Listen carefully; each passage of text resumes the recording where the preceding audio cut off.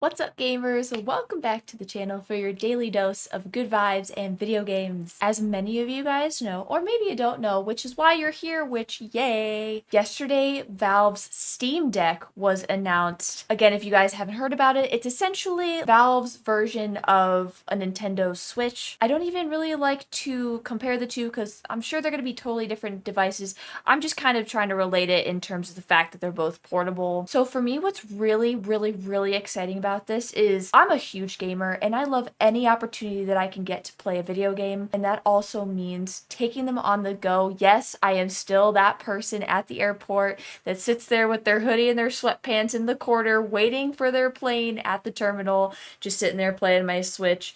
And I'm doing that the whole flight as well. I don't give a crap. I love gaming, whether it's at my PC on a console or portable. I'm in love with my PC. I love PC gaming in general. So the fact that I get to play powerful PC games potentially on the go is just like, it's pretty much a game changer for me. I'm really excited to learn more. Hopefully there's a little bit of a demonstration and some more explanation with what to expect. With all that being said, thank you guys for joining me today. I hope you're just excited to learn more about this as I am. And let's check out the new Steam Deck.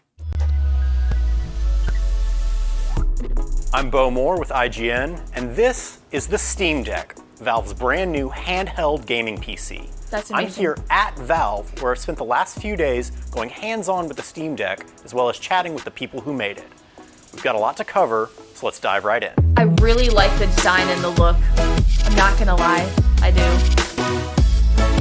It doesn't look too big. When I first saw the Steam Deck, I was a bit thrown off by its control layout. The thumbsticks are in line with the D-pad and face buttons, which looks a bit odd when you're used to the more offset angle found on most controllers. However, as soon as I held it myself, the layout felt completely natural. The full-size thumbsticks felt precise, and while the D-pad wasn't quite as clicky as I'd like, it was fully serviceable for rounding out some quarter circles in Guilty Gear Strive. Similarly, the face buttons and bumpers all felt solid and served me well through a few runs of Hades. The triggers did feel a little bit squishy for my taste. But it's worth noting that I was using a non-final hardware unit, so it's possible that things might improve there as Valve tweaks the deck before launch. Those pads, can on you the back side are 4 rear buttons, a welcome feature for anyone who's grown accustomed to using pro-style controllers like the Xbox Elite. These, like the rest of the buttons and other inputs, can be fully customized to whatever you like thanks to Steam Input, Valve's commitment to making useful custom key bindings available for almost any controller layout. Underneath the thumbsticks are one of the deck's standout features, 2 precision trackpads, which give you access to mouse controls for games that don't play well with a controller. The trackpads here are an evolution of the same technology that we've been working on since the Steam controller days and experimenting with internally. You also have seen some of our trackpad work as part of the Index controller, for example. They can be used for many different things. We have a keyboard that lets you do dual thumb typing. In-game, you can map them to areas of the screen for the mouse cursor to jump there and be kind of a one-to-one region type input. You can create on-screen menus that pop up on top of the game and have many customizable like macro buttons or keyboard keys. And you can just use it for mouse input, where it's really powerful and reliable for the people that are comfortable with that sort of input. Both the thumbsticks and the trackpads are also capacitive, which means they can tell when your finger is on them. Combined with the internal gyro sensor, it gives you a weirdly precise level of control that, after a brief adjustment period, is honestly not far off from using a regular mouse. Yes, even in first-person shooters like Doom Eternal. Finally, the 7-inch screen is touch-enabled as well, giving you yet another option for controlling your games.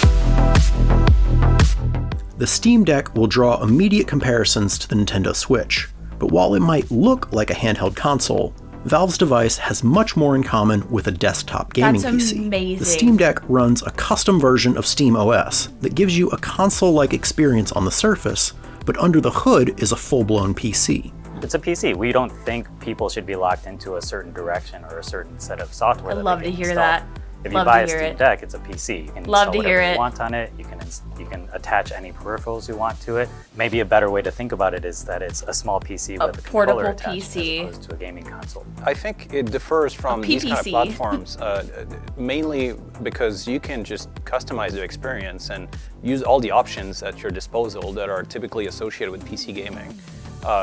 We think that while that there will be a pretty approachable entry point where you can see the games that work really well by default and and get a pretty seamless gaming experience. If you want to go one step further and use all of these options, you can.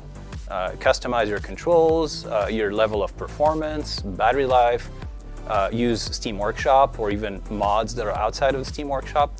All these options that are dear to to PC gamers are fully supported by the deck. This means you can do pretty much anything on it that you can do at your desk. Plug in a mouse and keyboard? Yep. Tab out of your games to a browser or video? Sure. Load up third-party programs or even other game stores? No problem. You can Wait, even wipe what? SteamOS entirely and install a fresh version of Windows if you want. But I will say the default SteamOS is smooth and efficient at getting you into your games, so I would imagine most people won't want or need to go that far. Wait. The point is, you can if you want to. So we can use it like a Importantly, this PC. also means that all of Steam's features, like cloud saves, are fully functional here. You can start playing a game on your desktop PC, save and quit, then load up and continue playing portably on your Steam Deck, with all of your progress, key bindings, and mods fully intact. You can also suspend games indefinitely on the deck itself, similar to how the Switch works, though you can't have multiple games suspended at once, like with Quick Resume on the Xbox Series X. Valve also told me that they're looking into ways to cloud sync suspended games between desktop and deck, meaning you could potentially hop between platforms without needing to save and quit. That would but be awesome. that functionality wasn't in place yet during my time with the device. While the Steam Deck is obviously designed for portable gaming, it's also fully functional as a desktop PC. Using a USB-C dock, you can connect it to a monitor, mouse and keyboard, Ethernet, and whatever other peripherals you want. Valve is developing an official docking station, which will be sold separately, but a standard USB-C dock will work just as well. It's kind of nice that In you won't desktop need mode, it. Steam Deck honestly just feels like a PC. The OS is Linux-based, but it feels largely familiar to Windows and is capable of running both Windows and Linux games. I played a bit of Factorio and Death Stranding with mouse and keyboard on a 32-inch monitor, and if it weren't for the deck sitting docked next to me on the desk, I would have honestly just forgotten that it wasn't running off a traditional desktop PC. The implications of this Of is course, honestly a way PC better than gaming I device thought. isn't worth much if it can't play games well. But worry not, in the power department, the Steam Deck is no slouch. Here we go. We've been partnering pretty closely with AMD on bringing up next generation APU and developing the mainboard and the software solution around it.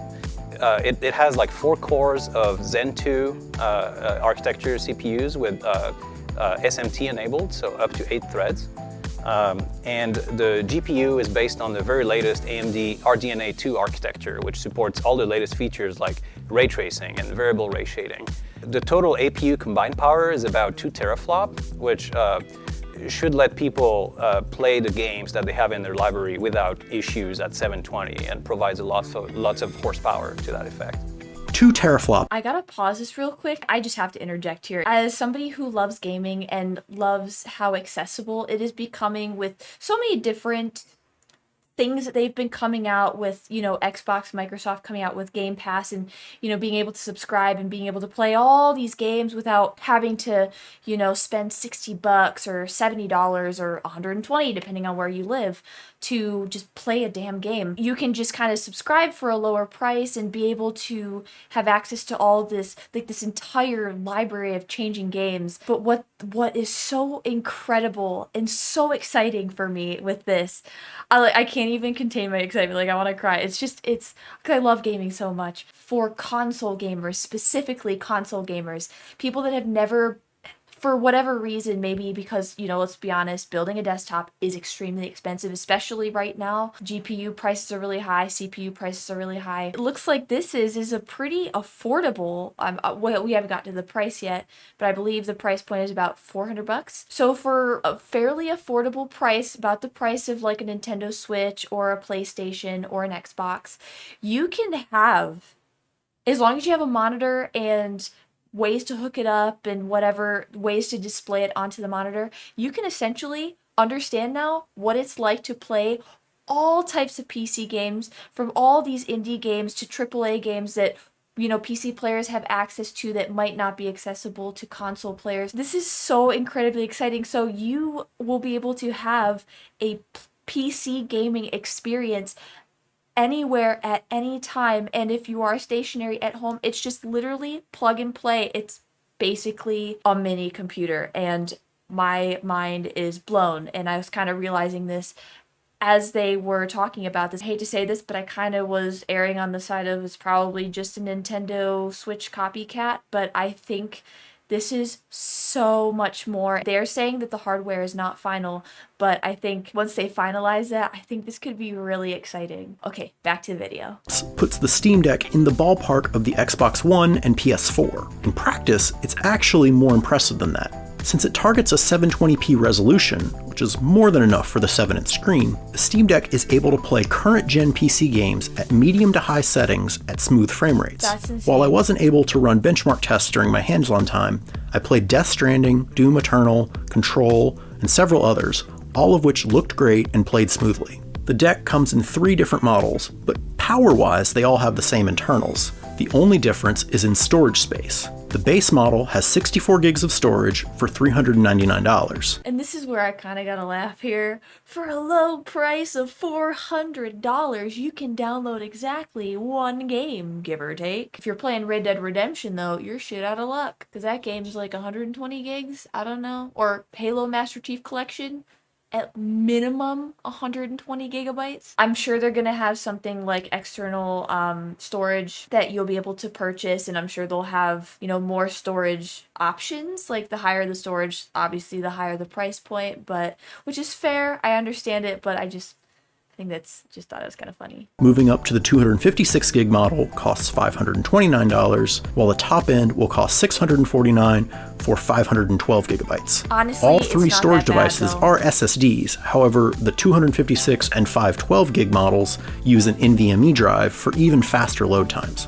And while the internal storage itself can't be upgraded, there's an SD card slot to expand your storage even further, which games can be installed onto and played directly off of. Yes.